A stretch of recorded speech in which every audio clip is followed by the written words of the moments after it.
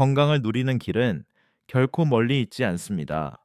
집안에서 홀로 쉬던 어느 날 가슴이 조여오는 듯한 통증이 몰려온다고 상상해 보십시오. 숨이 막히고 손바닥에는 식은땀이 흐릅니다. 곁에는 아무도 없어 도움을 청할 수도 없고 응급차가 오기 전까지는 오로지 자신만의 힘으로 버텨야 하는 상황입니다. 이 순간 단 몇 초, 단 1분의 대응이 생가사를 가를 수 있다는 사실을 우리는 잊지 말아야 합니다. 저는 심장내과 전문의로 오랜 세월 환자들을 진료해온 경험을 가지고 있습니다.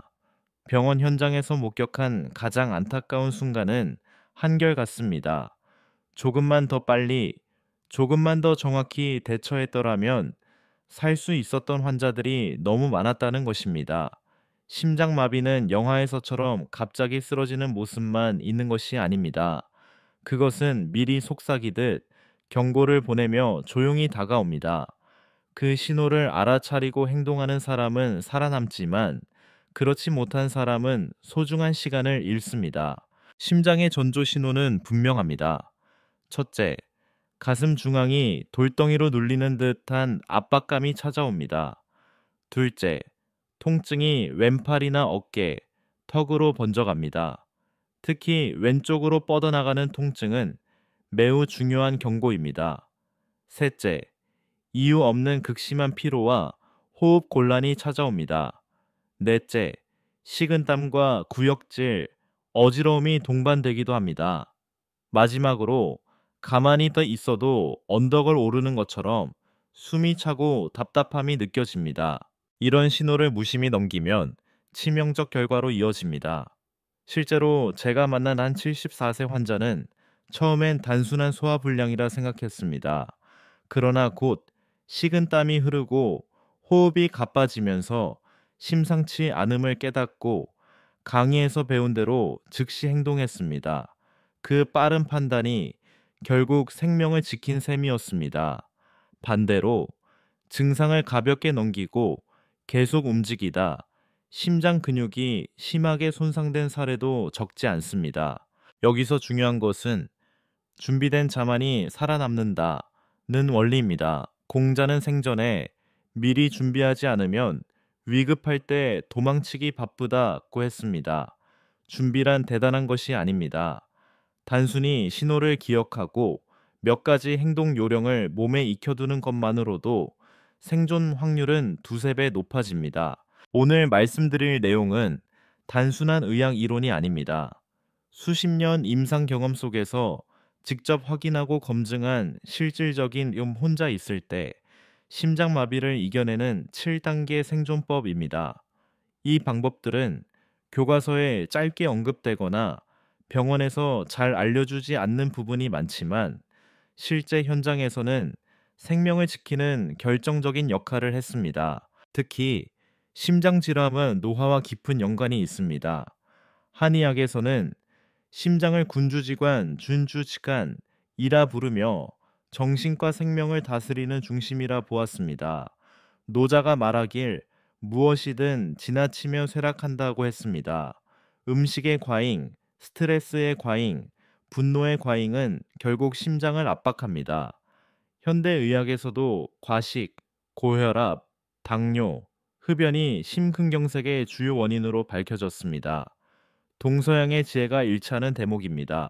따라서 60세 이상 어르신, 고혈압, 당뇨 같은 만성질환을 가진 분들, 흡연자라면 작은 증상이라도 결코 가볍게 넘겨서는 안 됩니다. 몸은 반드시 신호를 보내고 그 신호는 곧 생명의 언어입니다. 문제는 우리가 그 언어를 얼마나 빨리 듣고 행동하느냐입니다. 이제 본격적으로 심장마비를 이겨내는 첫 단계부터 차근차근 말씀드리겠습니다. 여러분의 생명을 지키는 길이 될 것입니다. 심장마비를 이겨내는 첫 번째 단계는 즉시 모든 행동을 멈추는 것입니다. 많은 분들이 증상이 찾아오면 조금만 더 하고 라는 생각에 일을 이어갑니다. 그러나 그 순간의 작은 욕심이 돌이킬 수 없는 결과로 이어질 수 있습니다. 심장은 움직임과 긴장에 따라 더 큰 압박을 받습니다.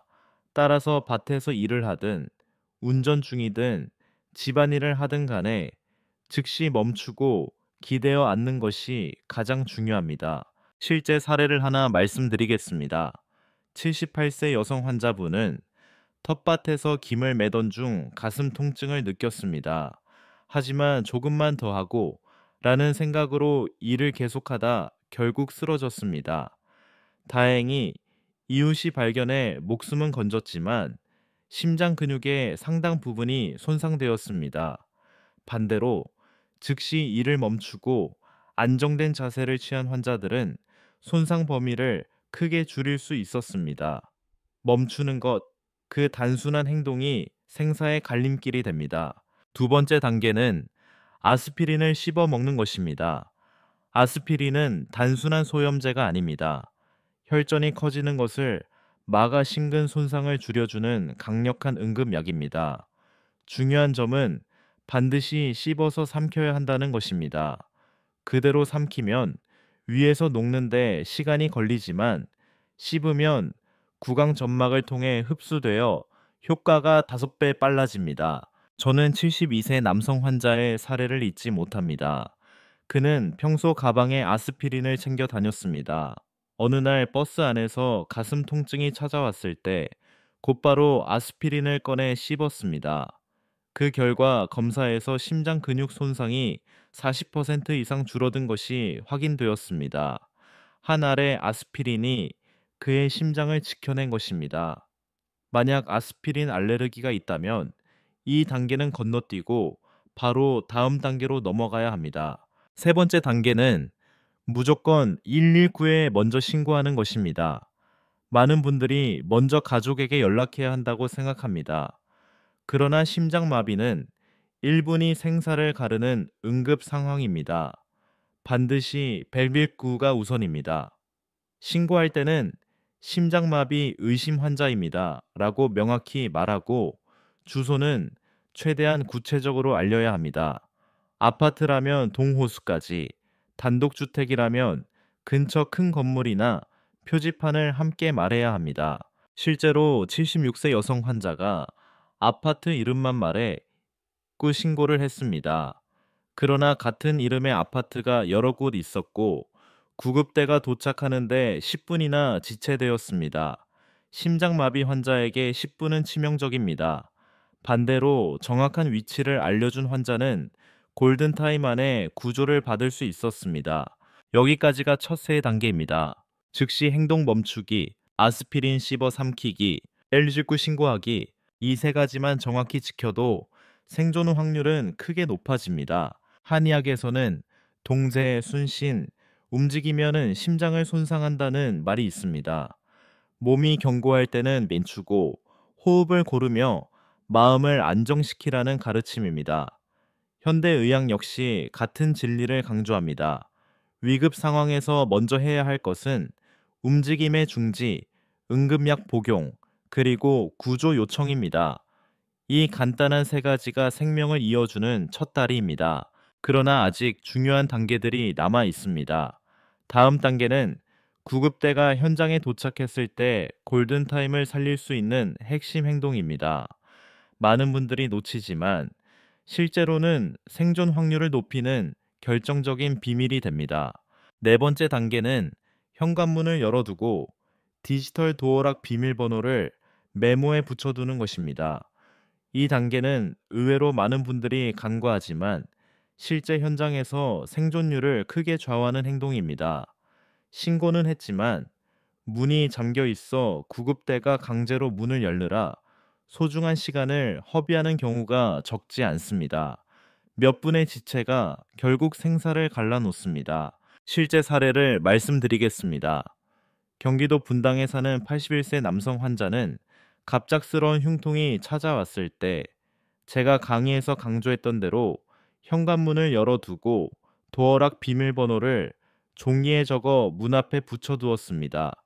구급대가 도착했을 때 이미 의식을 잃은 상태였지만 문이 열려 있었기에 단 1초도 지체하지 않고 응급처치를 시작할 수 있었습니다.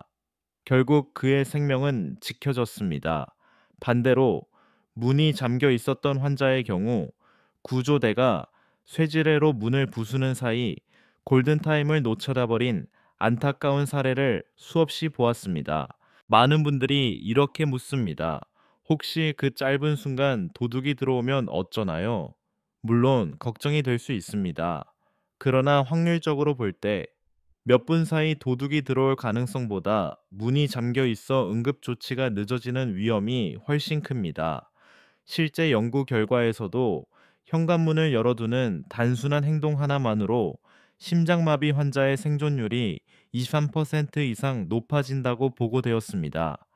따라서 이 단계는 단순한 편의가 아니라 생존의 문을 여는 행동입니다. 다섯 번째 단계는 비스듬히 기대어 상체를 세우고 다리를 살짝 올리는 자세를 취하는 것입니다. 대부분의 환자들은 통증이 오면 무의식적으로 바닥에 드러눕거나 의자에 늘어지듯 앉습니다.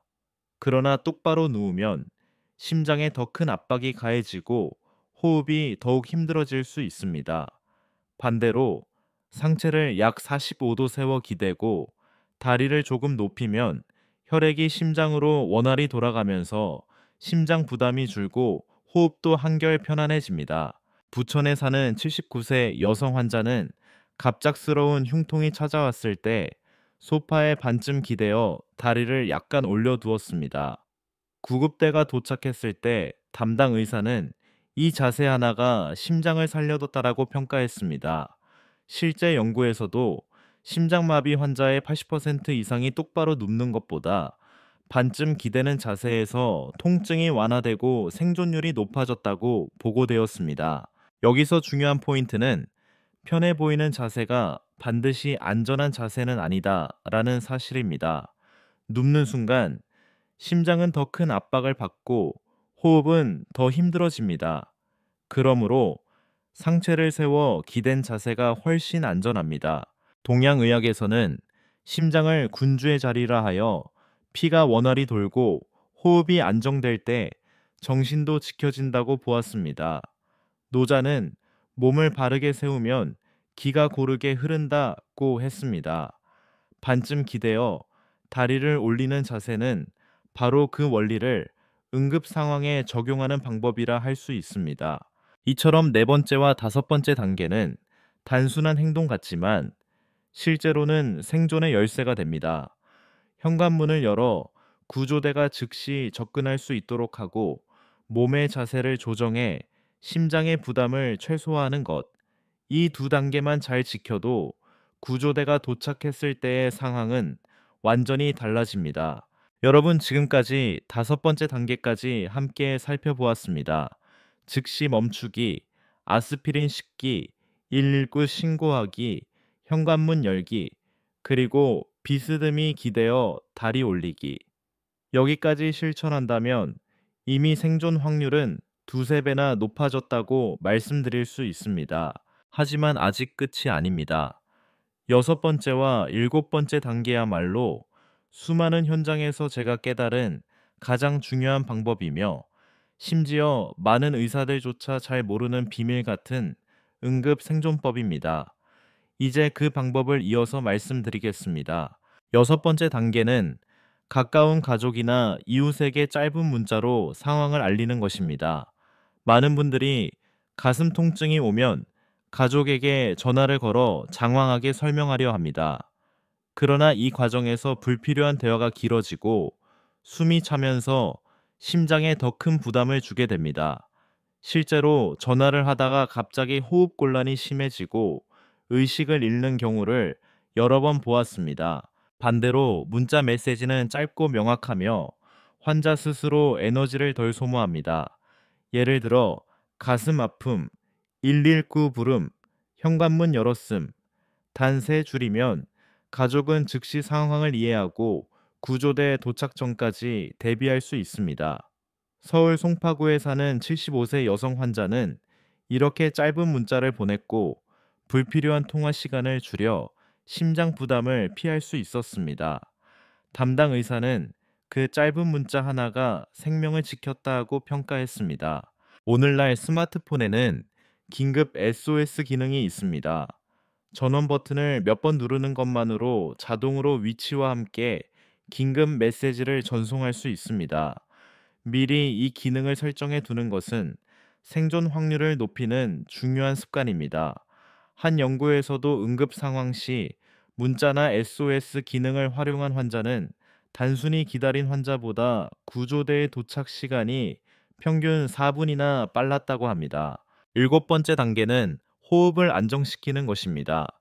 특히 4초 들이마시고 6초 내쉬기의 느린 호흡법이 중요합니다. 심장이 위기에 처했을 때 가장 필요한 것은 산소의 안정적 공급입니다. 그러나 대부분 놀라서 숨을 짧고 빠르게 몰아쉬게 됩니다. 이는 오히려 심장을 더 불안정하게 만들고 산소 전달을 방해합니다. 부산에 사는 80세 남성 환자는 통증이 시작될 때 하나, 둘, 셋, 넷 하며 코로 들이마시고 하나, 둘, 셋, 넷, 다섯, 여섯 하며 입으로 내쉬는 호흡법을 반복했습니다. 이후 검사에서 심장 손상이 30% 이상 줄어든 것으로 확인되었습니다. 호흡의 리듬이 불안을 잠재우고 산소를 고르게 공급해 심장을 지켜낸 것입니다. 한의학에서는 호흡을 생명의 문이라 부릅니다. 들숨은 기운을 받아들이는 행위이고 날숨은 탁한 기운을 내보내는 행위라 여겼습니다. 장자는 숨을 길게 내뱉는 이는 마음을 다스린다고 했습니다. 실제로 호흡을 조절하면 자율신경이 안정되어 심장 박동도 차분해집니다. 현대의학의 연구 결과 역시 이와 일치합니다. 이렇게 7가지 단계를 모두 정리해 보면 즉시 멈추기, 아스피린 씻기, L19 신고하기, 현관문 열기, 비스듬히 기대어 다리 올리기, 짧은 문자로 알리기, 4초 들이마시고 6초 내쉬기. 이 7단계는 수십 년 임상 경험 속에서 수많은 환자들의 생존을 직접 확인한 검증된 방법들입니다. 특히 6번째와 7번째 단계는 잘 알려져 있지 않지만 실제로는 생명을 살린 사례가 적지 않습니다. 여기까지가 심장마비를 혼자 이겨내는 기본 7단계 행동법입니다. 그러나 이야기는 여기서 끝나지 않습니다. 실제로는 이러한 응급 대응 외에도 미리 준비해두는 작은 습관들이 생존율을 몇 배나 높입니다. 다음은 혼자 사는 분들이 반드시 실천해야 할 생활 속 준비 습관에 대해 말씀드리겠습니다. 심장마비는 준비가 되어 있느냐 없느냐에 따라 결과가 극적으로 달라집니다. 그래서 이제부터는 혼자 사시는 분들이 반드시 실천해야 할 생활 속 준비 습관 4가지를 말씀드리겠습니다. 이 습관들은 작아 보이지만 실제 위급 상황에서 생사를 가르는 결정적 요소가 됩니다. 첫째, 현관문을 쉽게 열 수 있도록 준비하는 것입니다. 디지털 도어락을 사용한다면 비상시 사용할 비밀번호를 적어 봉투에 넣어 문 옆에 붙여두는 것도 방법입니다. 실제로 서울 노원구에 사는 77세 여성 환자는 현관 옆에 응급 상황 시 비밀번호라고 적힌 봉투를 붙여두었습니다. 쓰러졌을 때 이웃이 발견해 119에 신고했고 구조대는 그 봉투 덕분에 지체 없이 들어올 수 있었습니다. 둘째, 휴대폰 단축키에 긴급 번호를 저장하는 것입니다. 스마트폰에는 긴급 SOS 기능이 있습니다. 전원 버튼을 몇 번 누르기만 해도 자동으로 119와 가족에게 위치 정보가 전송됩니다. 부산의 82세 남성 환자는 이 기능을 설정해 두었고 실제 위급 상황에서 그 기능 덕분에 구조대가 빠르게 도착해 목숨을 구했습니다. 셋째, 휴대폰 잠금 화면에 의료 정보를 등록하는 것입니다. 혈액형, 복용 중인 약, 알레르기 정보, 보호자 연락처를 미리 입력해 두면 구조대가 도착했을 때 곧바로 확인할 수 있습니다. 이는 올바른 응급처치를 신속하게 시행하는 데 큰 도움이 됩니다. 서양의학에서는 이를 ICE, In Case of Emergency 정보라 부르며 강력히 권장합니다. 넷째, 아스피린과 비상연락처를 눈에 잘 띄는 곳에 보관하는 것입니다. 특히 냉장고 문에 빨간 봉투를 붙여두는 방법이 많이 권장됩니다. 대구의 76세 여성 환자는 냉장고에 봉투를 붙여두었고 그 안에는 아스피린 한 통과 보호자 연락처, 그리고 심장마비 시 행동법, 메모가 들어 있었습니다. 어느 날 쓰러졌을 때 요양보호사가 이 봉투를 발견해 지시대로 행동했고, 그녀는 무사히 생명을 지킬 수 있었습니다. 이 네 가지 준비 습관은 사소해 보이지만 실제로는 심장마비 환자의 생존 확률을 비약적으로 높입니다. 심장은 기다려주지 않습니다. 그러나 준비된 사람은 살아남습니다. 한의학에서는 병이 오기 전에 막는 것이 상책, 예상치이라 했습니다. 노자 역시 작은 것을 소홀히 하면 큰 것을 잃는다고 말했습니다. 이 작은 준비들이 바로 큰 생명을 지키는 힘이 됩니다. 이제 응급대응 7단계와 준비 습관을 살펴봤지만 여기서 꼭 덧붙여야 할 부분이 있습니다. 바로 절대 해서는 안 되는 행동들입니다. 아무리 좋은 방법을 알아도 잘못된 행동을 하면 상황은 순식간에 악화될 수 있습니다. 다음에서는 심장마비가 왔을 때 반드시 피해야 할 치명적 실수들을 말씀드리겠습니다. 심장마비 상황에서 반드시 기억해야 할 것은 하지 말아야 할 행동들입니다. 응급대응법을 아무리 잘 알고 있어도 잘못된 행동을 하면 단숨에 상황이 악화됩니다. 지금부터는 많은 분들이 흔히 저지르는 치명적 실수 세 가지를 말씀드리겠습니다. 첫째, 혼자 병원으로 가려는 행동입니다. 병원이 가까우니 직접 운전하거나 걸어가면 되겠지 하고 생각하는 경우가 많습니다. 그러나 심장마비는 몇 분 사이에 급격히 악화될 수 있습니다. 실제로 서울 강남에 거주하던 75세 남성 환자는 가슴 통증을 느끼자 스스로 운전해 응급실로 향했습니다. 하지만 도중에 의식을 잃고 교통사고로 이어져 결국 생명을 잃었습니다. 반대로 대구에 사는 81세 여성 환자는 통증이 왔을 때 즉시 멈추고 앉아 안정을 취하며 맵실구를 기다렸습니다. 그 결과 심정지로 악화되지 않고 무사히 회복할 수 있었습니다. 스스로 이동하려는 시도는 절대 해서는 안 됩니다. 둘째, 화장실에서 증상이 왔을 때 억지로 방으로 이동하는 행동입니다. 화장실은 구조대 접근이 불편하다는 이유로 자리를 옮기려는 경우가 많습니다. 그러나 움직이는 동안 상태가 급격히 악화될 위험이 있습니다. 대전에 거주하던 79세 남성 환자는 화장실에서 흉통을 느끼고 체면상 방으로 옮기려다 중간에 쓰러져 상황이 더 악화되었습니다. 반면 그 자리에서 바로 119를 부르고 움직이지 않은 환자들은 더 큰 위기를 피할 수 있었습니다. 위급할 때는 체면보다 생명이 우선입니다. 셋째, 통증이 사라졌다고 안심하는 행동입니다. 심장마비는 파도처럼 왔다 갔다 할 수 있습니다. 몇 분간 증상이 사라졌다고 해서 괜찮다고 생각하고 활동을 재개하는 경우가 있는데 이것이 바로 치명적인 착각입니다. 심장은 이미 위험 신호를 보낸 것이고 다시 더 큰 고비가 올 수 있습니다. 반드시 119를 부르고 의료진의 확인을 받아야 합니다. 이 세 가지는 단순한 행동 같지만 실제로는 생사를 가르는 결정적인 차이를 만듭니다. 한의학에서는 지추나셴, 잘못을 멈추면 산다 라는 말이 있습니다. 즉, 잘못된 행동을 피하는 것만으로도 생명을 건질 수 있다는 뜻입니다. 또한 가족이 곁에 있는 경우에도 당황하면 제대로 대처하지 못하는 경우가 많습니다.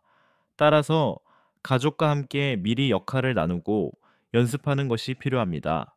누가 119를 부를지, 누가 현관문을 열지, 누가 약을 챙길지를 정해두고 실제로 시뮬레이션을 해보는 것이 중요합니다. 실제로 이런 연습을 한 가족은 위기 상황에서 훨씬 침착하게 대응했습니다. 지금까지 응급 대응법과 반드시 피해야 할 행동들을 정리했습니다.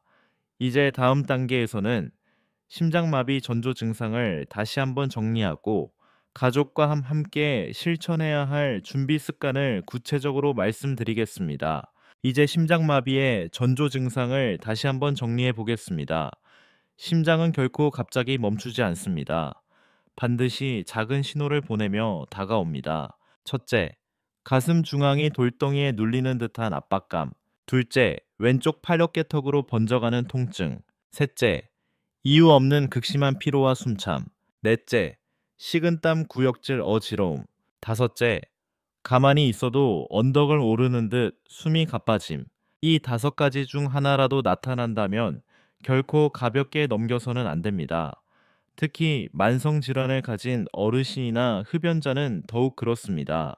그리고 심장마비 발생 시 반드시 따라야 할 7단계 행동법을 다시 정리합니다. 즉시 모든 행동 멈추기, 아스피린 씻기, 119의 정확한 주소와 함께 신고하기, 현관문 열어두기, 비밀번호 메모하기, 상체를 비스듬히 세우고 다리 올리기, 가족이나 이웃에게 짧은 문자 보내기, 4초 들이마시고 6초 내쉬는 호흡 반복하기. 이것은 단순한 이론이 아니라 수많은 환자의 생명을 실제로 지켜낸 검증된 생존법입니다.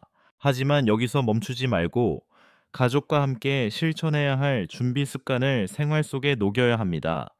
혼자 사시는 분뿐만 아니라 가족과 동거하는 분들에게도 반드시 필요합니다. 첫째, 가족 모두가 7단계를 외워야 합니다. 냉장고 문에 큰 글씨로 붙여두고 함께 읽으며 실제 상황을 가정에 나서 연습해야 합니다. 가슴이 아프면 멈추고, 아스피린 씹고, 119 신고하고, 문 열어두고, 바른 자세 취하고, 문자 보내고, 호흡 조절하기. 이 순서를 함께 익혀두면 위급한 순간에 당황하지 않고 몸이 먼저 반응할 수 있습니다. 둘째, 가족 모두의 휴대폰에 응급 번호를 등록해 두십시오. 부모님 휴대폰뿐 아니라 자녀, 손주의 휴대폰에도 긴급 연락처를 등록해 두면 어디에 있든 연락을 주고받을 수 있습니다. 셋째, 비상약 위치를 가족 모두가 알게 해야 합니다.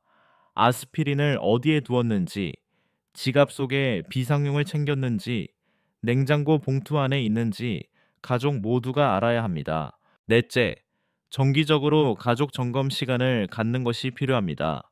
아빠가 갑자기 가슴이 아프면 누가 119 부르고, 누가 문을 열고, 누가 약을 챙길까? 이렇게 역할을 나누고 짧은 시뮬레이션을 해보는 것입니다. 이런 훈련을 해둔 가족은 실제 위기 상황에서 훨씬 침착하게 움직입니다. 동양 고전에는 가정이 조화를 이루면 100가지 복이 들어온다 제해완시청 는 말이 있습니다. 심장마비 대응도 마찬가지입니다. 가족이 함께 준비하면 두려움이 줄고 실제 위급 상황에서 훨씬 강해집니다. 여기까지가 심장마비 대응의 핵심 행동법과 가족 차원의 준비 습관입니다. 이제 다음에서는 실제 사례를 통해 작은 준비가 어떻게 생명을 구했는지 더 구체적으로 살펴보겠습니다. 실제 사례를 통해 작은 준비가 얼마나 큰 차이를 만드는지 살펴보겠습니다. 경기도 고양시에 거주하는 72세 박순자 할머니는 어느 날 아침 설거지를 하던 중 가슴에서 목으로 퍼져 올라가는 듯한 묘한 압박감을 느꼈습니다. 처음엔 단순히 소화가 안 된 줄 알았지만 곧 왼쪽 팔이 저리고 식은땀이 흐르기 시작했습니다. 다행히 경로당에서 들었던 강의를 기억해 즉시 주방 서랍에 두었던 아스피린을 꺼내 씹어 삼켰습니다. 불과 몇 분 뒤 증상이 완화되었고 구급대가 도착했을 때 담당 의사는 이렇게 말했습니다. 아스피린을 씹어 드신 것이 혈전을 막아 심장 근육 손상을 최소화했습니다. 그 한 알이 생명을 지켰습니다. 반대로 위급 상황에서 약을 찾으려고 집안을 뒤지다 시간을 놓치는 경우가 많습니다. 그래서 저는 환자들에게 아스피린을 집안 곳곳에 준비하라고 조언합니다. 침실, 주방, 화장실, 지갑 속까지 언제 어디서든 꺼내 쓸 수 있어야 합니다. 실제로 부산의 78세 남성 환자는 집안 3군데와 지갑에 아스피린을 늘 준비해 두었습니다. 어느 날 화장실에서 갑자기 통증이 왔지만 곧바로 아스피린을 꺼내 씹을 수 있었고 그 신속한 행동 덕분에 큰 위기를 넘겼습니다. 또 다른 사례를 보겠습니다. 서울 노원구에 거주하는 77세 여성은 현관 옆에 응급 상황 시 되오락 번호라고 적힌 봉투를 붙여두었습니다. 실제로 쓰러졌을 때 이웃이 신고했고, 구조대는 그 봉투 덕분에 시간을 허비하지 않고 곧바로 집 안으로 들어올 수 있었습니다. 결과적으로 그녀는 소중한 생명을 지킬 수 있었습니다. 부산의 82세 김정수 어르신은 스마트폰 긴급 SOS 기능을 미리 설정해 두셨습니다. 어느 날 흉통이 갑자기 찾아왔을 때 전원 버튼을 5번 눌렀고 자동으로 맥밀크와 가족에게 위치가 전송되었습니다. 구급대가 빨리 도착할 수 있었던 결정적 이유였습니다. 이처럼 준비 습관은 작은 행동 같지만 실제로는 생명을 구하는 지렛대가 됩니다. 한의학에서는 웨이빈셴팡, 병이 생기기 전에 먼저 막는다는 원칙을 강조합니다. 현대의학도 같은 결론을 내립니다.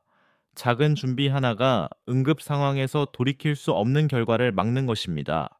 여러분, 심장마비는 혼자 있을 때 더 무섭습니다. 그러나 준비한 사람은 두려워하지 않습니다. 아스피린을 미리 두는 것, 현관문을 대비하는 것, SOS 기능을 설정하는 것, 이 세 가지만으로도 여러분의 생존 확률은 크게 올라갑니다. 다음에서는 절대로 해서는 안 되는 잘못된 대응과 실제로 그것이 어떤 결과를 낳았는지 더 깊이 말씀드리겠습니다. 심장마비 상황에서 절대 해서는 안 되는 행동들을 실제 사례와 함께 더 구체적으로 살펴보겠습니다. 첫째, 스스로 운전하거나 걸어서 병원으로 가려는 행동입니다. 서울 강남에 살던 75세 정태영 어르신은 가슴 통증이 오자 직접 운전해 응급실로 가려 했습니다. 하지만 도중에 의식을 잃고 교통사고로 이어졌습니다. 반면 대구에 거주하는 81세 김명자 할머니는 가슴 압박감을 느끼자 즉시 멈추고 앉아 구조대를 기다렸습니다. 덕분에 심정지로 악화되지 않고 무사히 회복할 수 있었습니다. 교훈은 분명합니다. 심장마비가 의심되면 절대 스스로 움직이지 말고 119를 기다려야 한다. 둘째, 화장실에서 증상이 나타났을 때 억지로 다른 공간으로 옮기는 행동입니다. 체면 때문에 방으로 이동하려다 상태가 악화된 사례가 많습니다. 대전에 거주하던 79세 박영수 어르신은 화장실에서 흉통을 느끼고 방으로 옮기려다 중간에 쓰러져 큰 위기를 맞았습니다. 반대로 그 자리에서 곧바로 119를 부르고 움직이지 않은 환자들은 대부분 더 큰 위기를 피했습니다. 생명의 순간에는 체면보다 안전이 우선입니다. 셋째, 통증이 사라졌다고 안심하는 행동입니다. 심장마비는 파도처럼 왔다 갔다 합니다. 몇 분간 증상이 사라졌다고 해서 괜찮다고 생각하고 활동을 재개하면 더 큰 고비가 찾아올 수 있습니다. 실제로 통증이 잠시 사라졌다가 다시 찾아와 돌이킬 수 없는 결과로 이어진 사례를 많이 보았습니다. 반드시 119에 신고하고 의료진의 확인을 받아야 합니다. 이 세 가지는 모두 조급함과 안일함에서 비롯됩니다. 공자는 작은 잘못을 무시하면 큰 화를 부른다고 했습니다. 현대의학도 같은 결론을 내립니다. 심장마비에서의 작은 방심은 곧 치명적 결과를 불러옵니다. 또 한 가지 중요한 점은 가족의 준비입니다. 환자 혼자만이 아니라 가족도 당황하면 똑같은 실수를 저지를 수 있습니다. 따라서 가족과 함께 미리 역할을 정하고 연습해야 합니다. 누가 119에 전화할지, 누가 현관문을 열지, 누가 아스피린을 챙길지, 이 세 가지 역할만 미리 정해도 실제 상황에서는 침착하게 움직일 수 있습니다. 실제로 이런 연습을 한 가족은 위급한 순간 훨씬 신속하게 대응했습니다. 심장마비 대응은 혼자의 싸움이 아니라 가족 모두의 훈련입니다. 장자는 큰 배는 작은 노 하나로는 움직이지 않는다고 했습니다. 마찬가지로 가족이 함께 대비할 때 생존 가능성이 배가 됩니다. 이제 다음에서는 정기적인 점검과 예방 습관이 심장마비를 어떻게 막을 수 있는지, 그리고 건강한 노후를 위해 어떤 생활 원칙을 지켜야 하는지 말씀드리겠습니다. 심장마비를 이겨내는 방법은 응급 상황에서의 대응만이 아닙니다. 평소의 예방 습관이야말로 가장 강력한 생명보험입니다. 통계에 따르면 심장마비의 80% 이상은 생활 습관 관리와 정기 검진으로 예방할 수 있습니다. 첫째, 정기적인 건강 검진을 반드시 받아야 합니다. 고혈압, 당뇨, 고지혈증 같은 기저질환은 심장마비의 가장 큰 원인입니다. 그러나 대부분 증상이 뚜렷하지 않아 방치하기 쉽습니다. 정기적으로 혈압, 혈당, 콜레스테롤을 점검하면 미리 위험을 발견하고 대처할 수 있습니다. 둘째, 식습관 관리가 필요합니다. 기름진 음식, 과식, 늦은 밤 식사는 심장에 큰 부담을 줍니다. 대신 채소와 과일, 생선, 올리브유 같은 건강한 지방을 균형 있게 섭취하는 것이 좋습니다. 동양의학에서는 오미의웨이분과 조화로워야 심장이 편안하다고 했습니다. 즉, 음식의 균형이 곧 심장의 균형입니다. 셋째, 규칙적인 운동이 필요합니다. 그러나 무리한 운동은 금물입니다. 특히 60세 이상 어르신은 격렬한 근력 운동보다는 가벼운 걷기, 스트레칭, 기공이나 태극권 같은 완만한 운동이 더 안전하고 효과적입니다. 구어유부지, 과유불급, 노자의 말처럼 지나침은 모자람만 못합니다. 넷째, 스트레스 관리가 심장을 지킵니다. 분노, 불안, 과도한 긴장은 교감신경을 자극해 심장을 압박합니다. 매일 10분이라도 호흡 명상, 독서 혹은 차 한 잔의 여유를 가지는 것만으로도 심장 건강은 달라집니다. 장자는 마음을 고요히 하면 몸도 편안하다고 했습니다. 다섯째, 금연과 절주는 기본입니다.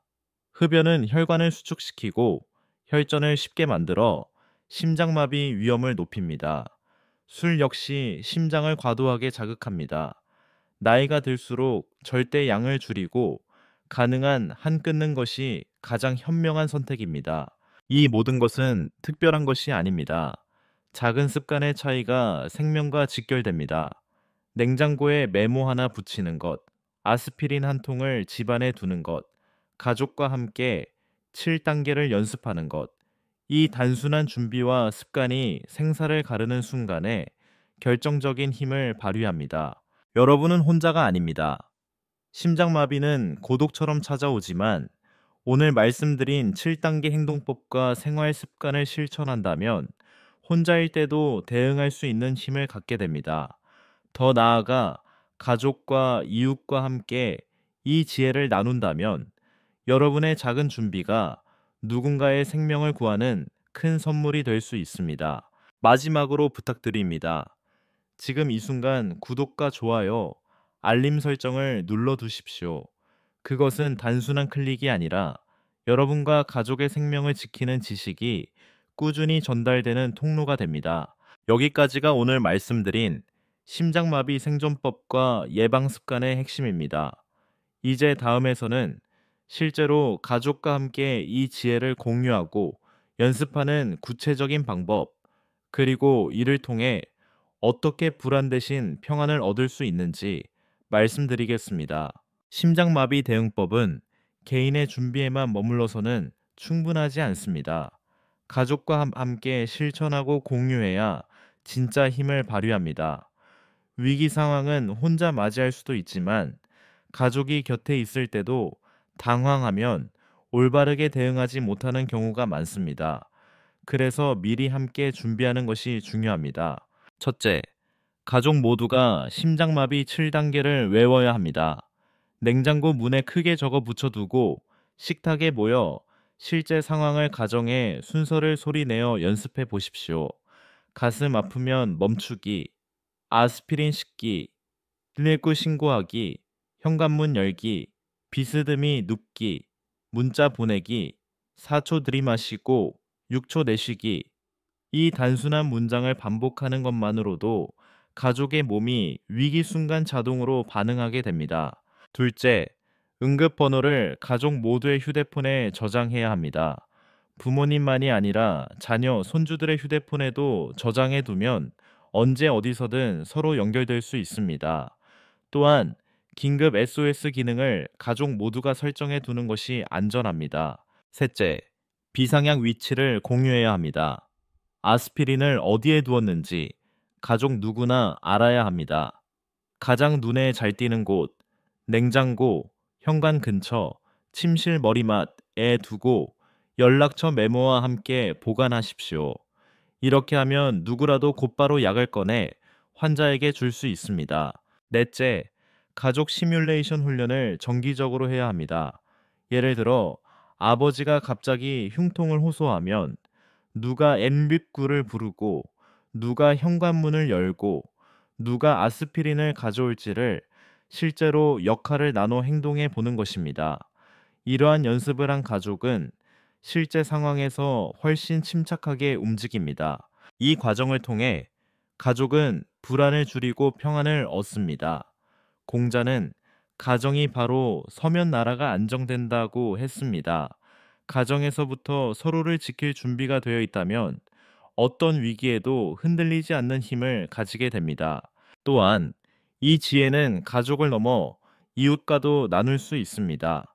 혼자 사는 어르신이 많은 아파트나 마을에서는 이웃끼리 응급 연락 네트워크를 만드는 것도 좋은 방법입니다. 가까운 이웃끼리 비상시 연락처를 공유하고 서로의 건강 상태를 한마디씩 확인하는 것만으로도 심장마비 생존율은 크게 높아집니다. 결국 심장마비 대응은 혼자만의 문제가 아니라 공동체 전체의 과제입니다. 작은 나눔과 연습이 모여 더 많은 생명을 지킬 수 있습니다. 다음에서는 오늘 배운 7단계와 준비 습관을 실제 생활 속에서 체계적으로 훈련하는 방법, 즉, 몸이 기억하는 생존법으로 만드는 구체적인 훈련법을 말씀드리겠습니다. 심장마비 대응법은 단순히 머리로 아는 것에 그쳐서는 효과가 없습니다. 몸이 기억해야 위기 상황에서 자동으로 반응할 수 있습니다.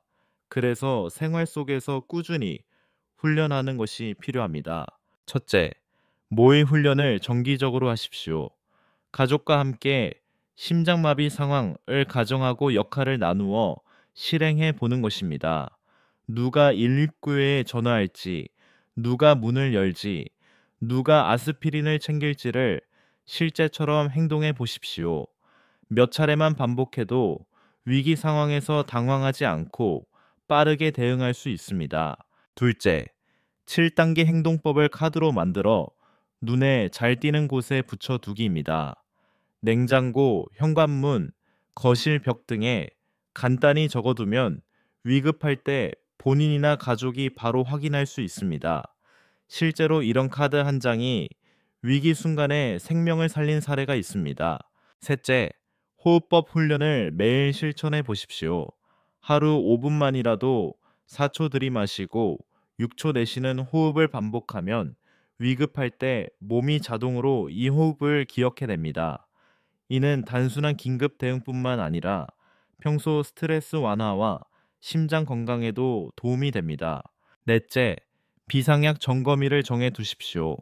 아스피린이 충분한지, 유효기간은 지나지 않았는지, 가족 모두가 어디에 두었는지 알고 있는지 한 달에 한 번은 확인해야 합니다. 이러한 작은 점검이 위급 상황에서 시간을 절약하고 생명을 구합니다.